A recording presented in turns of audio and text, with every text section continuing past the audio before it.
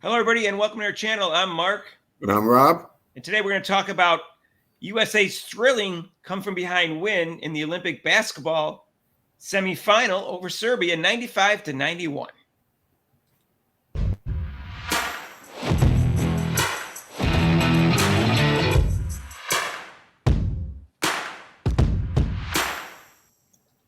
And hey, if you haven't subscribed to our channel yet, please do so and hit the notification bell when you do so you get notified of our next videos. And by the way, we just hit 3,000 subscribers. And so I want to thank everybody for that, but keep it coming. We're going for 4,000 now.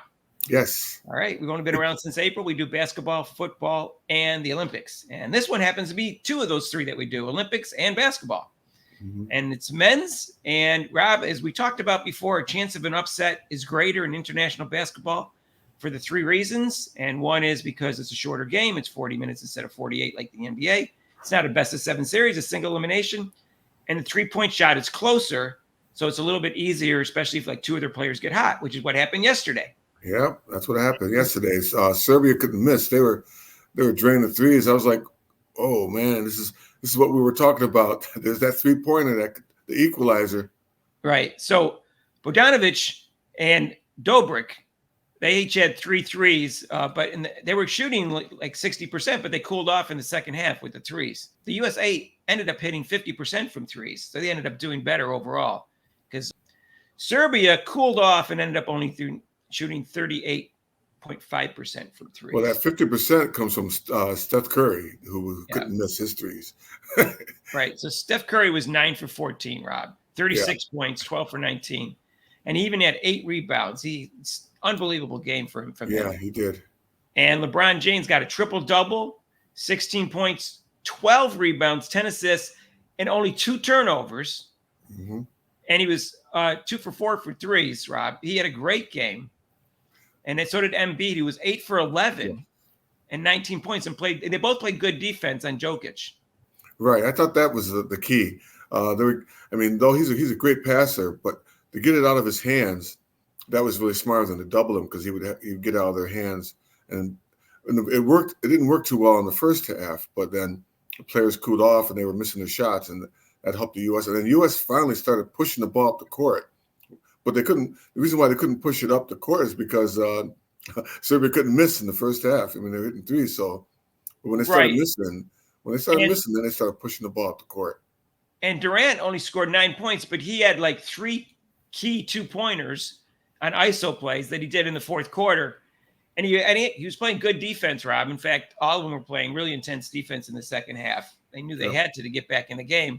They were down by 13 going into the fourth quarter. And just a reminder, there was only 10 minutes left instead of 12 if you used to watching the NBA. And so that wasn't a lot of time to catch up. But they finally caught up with like 2.5 minutes left. They finally went ahead. Yeah, I knew when they got down to 13, I was like, okay, they're going to come back and they can do this. They shut in their defense. I said, they got to pick up their defense, and they did, challenging the 3-pointers and getting the rebound and pushing it up there because there's no way Serbia is going to stop them with the fast break. So yeah, there was a couple times in the second half there that people were wide open at threes, and I said, what happened there? So sometimes their defense was a little off and switches and stuff like that, but in general, their defense was pretty intense in the second half. And for some reason, Steve Kerr hates Jason Tatum because he didn't get any playing time. Yeah, again. Down the stretch, they had Durant in there because they needed some scoring. And he's capable of very good defense when he wants to do it. And also down the stretch, they had Embiid, and Booker was in there too. Booker was playing good. He played good defense in the Olympics so far. He played better defense than I thought he could play, Rob. Yeah, me too. I'm very surprised with his defensive. I mean, I watched some of the games and like, wow, he's down the stance. He's ready. He's sliding his feet. He's intense. I'm like, I've never seen him play defense like that. Yeah, so he's gotten playing time over Anthony Edwards, even though Anthony Edwards did better than him in the MVP voting and also in the All-Pro teams. Booker was only third team All-Pro, but he's starting for the team. So it's all a question of matchups and who the coach likes. Yeah, so we'll see how they do against France. All right, well, what do you think, Rob? I think they're going to win. I mean, I was watching the French game, and they don't really have any – I mean, if they keep Embiid – in there, they don't really have somebody who can post up. The one French guy was posting up, but they're not going to be able to do that against the U.S. and they'll probably try to depend on the 3-pointer with Fournier, former Knicks Fournier. He can shoot that three, but he's off. When he's off, he's very off, and so they can run on the French team. They would have to have a tremendous game from Victor W. for them to win, Bob. Yeah, I believe so. Dominate on both ends of the court for them to win. He's a tough cover. He's 7'4", 7'3.5" if you go by what he was measured. Yeah, but he's still young, and he hasn't been in that situation. And I just think this game was a turning point for the Olympic team, men's Olympic. They're really fired up. They're ready to go. They're ready to go. They're ready to go now. Well, Rob, I would have been surprised if they didn't have one scare. Not necessarily down by 17, but I would have been surprised if they didn't have one close game because the international teams have caught up, and for all the three reasons I gave in the beginning of the video. Right. So we'll see what happens. They may have two close games. France may give them a run. Who knows? They look a little bit vulnerable there. And we talked about how the men are more likely to lose than the women. Women play today, by the way. We're not watching, but we'll see what happens. Noel Lyles got COVID 2 days before he had a run in the 200, which was 3 days ago. And that's why he didn't look good in the semifinal. He woke up with COVID that morning. He had a mask on. And I said, why is it a mask on? And he ran out of gas because he actually got off to a pretty good start. And he ran out of gas. And he collapsed almost afterwards. And they gave him water, and he was in a wheelchair. And he indicated he had COVID for 2 days. I'm not going to jump on his case, even though I think he's a little cocky and arrogant. He showed up, Rob, even though he had COVID for 2 days. He probably would have got the gold. I don't know if you ever had COVID. I lucked out and I didn't have COVID, but I knew people who did, and they say it's worse than people just said that it was like a flu, or just something. No, really, it just knocks you out. So for him to even make that effort to even run, even though it's only 200 meters, still, if you have COVID, your capacity for air is not that great. But Rob, even if you had a bad cold, that's enough to prevent you from winning the gold medal in a race that can be that tight. Now, the time was 19.45, which is a good time, but Noel Lyles is a three-time world champion in this event, never won the Olympics, but he's running 19:32. So he was capable of easily winning that, race, but he didn't. Now, Sydney McLaughlin-Levrone, if I'm pronouncing that name right, set a world record for the sixth time and one going away in, it was 50.37. She lowered it from 50.65. And her main competitor, Femke Bol, didn't do as great as people thought she was going to, but she got the bronze. Yeah, she's amazing. I mean, there's another amazing athlete that we can talk about in the Olympics, which is why I love watching the Olympics. Because, I mean, you hear about these athletes, and then you're like, okay, I don't really watch them. You can watch them on YouTube, whatever. But to actually see them perform in a major event, and then it's so amazing. She's just glides over the hurdles. And then just the way she runs, it's just so smooth and natural. It's amazing.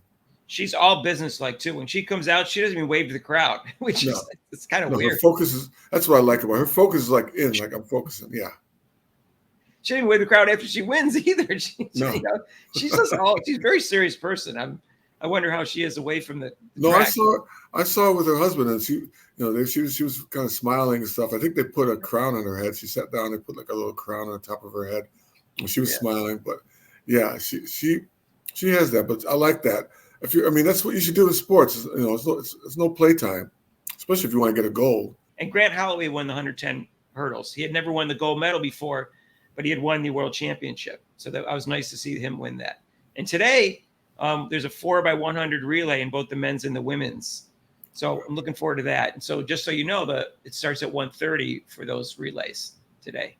And we'll be going live. I'm going live today at 1:25, Rob, instead of 2 because of the fact that the women's relays at 1:30 with Shakira Richardson. Yeah.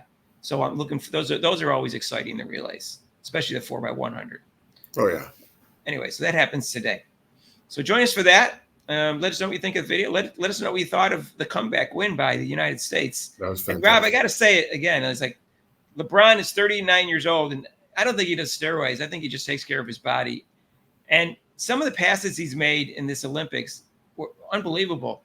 He is I still maintain I think he's the best passer in history. I know there's Magic Johnson fans that think that's blasphemy. I don't think so. I think Magic Johnson had great passes on the break and great fancy no-look passes and stuff.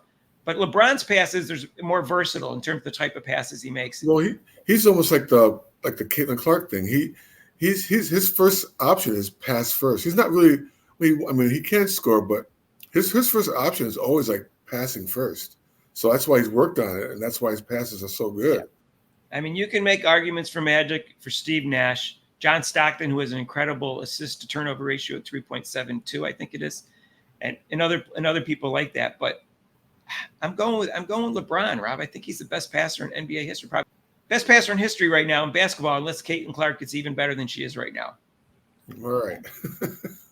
All right, but she's the best passer in WNBA history. And then Monday we'll be live again, 6 to 8 Eastern time for our regular live show. And if you haven't subscribed yet, please do so. We're going for 4,000 now. Yep, thank you for the 3,100. Right? We got 3. We just got 3,000. Thanks. We did that. We only started doing videos in April. So if you're wondering why we only have 3,000 subscribers, we've been growing fast, actually. If you like this video, hit the like button. And if you want to donate to our channel, there's super chats and super thanks down below. And there's also a link to PayPal. We'll see you in the next video. Peace out.